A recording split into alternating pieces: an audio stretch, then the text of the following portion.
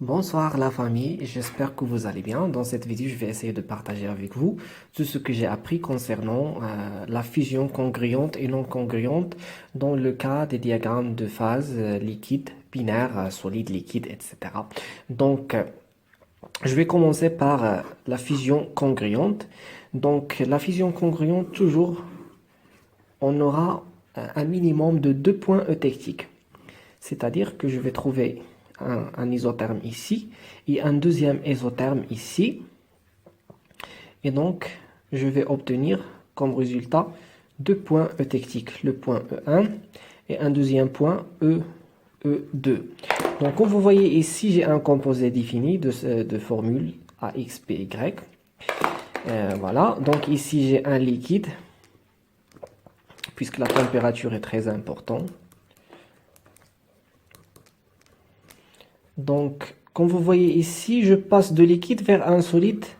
Donc ici, c'est la température de fusion.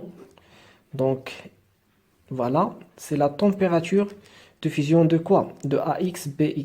La température dans laquelle il se transforme de solide vers liquide. C'est la température de fusion. Donc AX, BY, il se comporte comme un corps pur, qui a une température de fusion bien déterminée.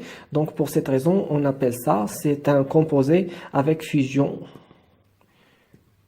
composé défini, AX, BY, voilà, à fusion congruente.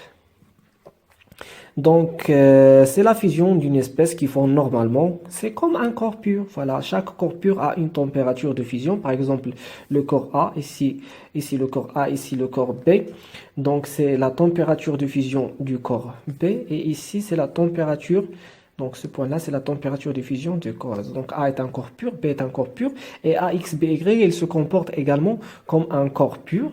Donc, les indices qui montrent que il s'agit d'une fusion, congruente, c'est la présence de deux points eutectiques. Et comme vous voyez ici,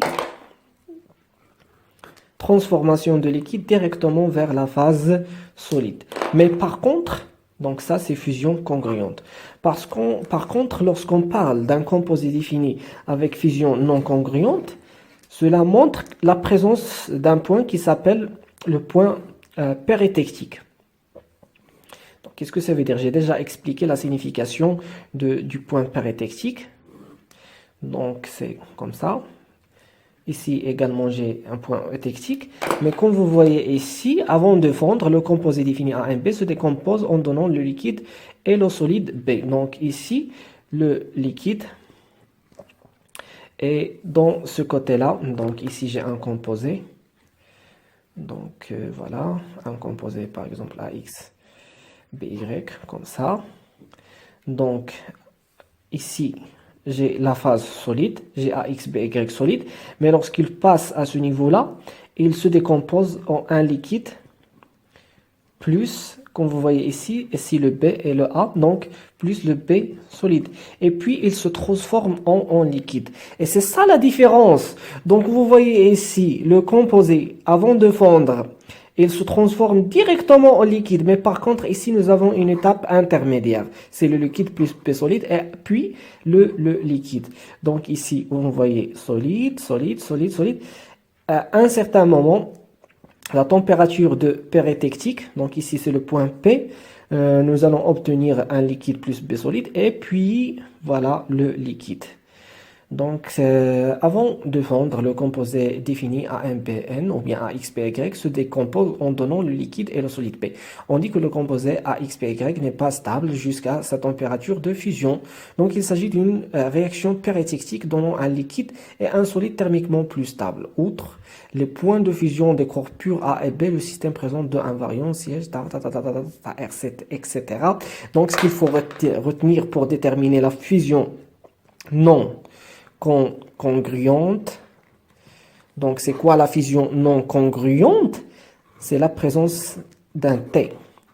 Donc, à chaque fois que vous voyez le T, c'est une fusion non congruente. Mais par contre, ici, pas un T. Voilà, c'est comme un flèche. comme un flèche comme ça. C'est la fusion congruente. Merci de votre attention.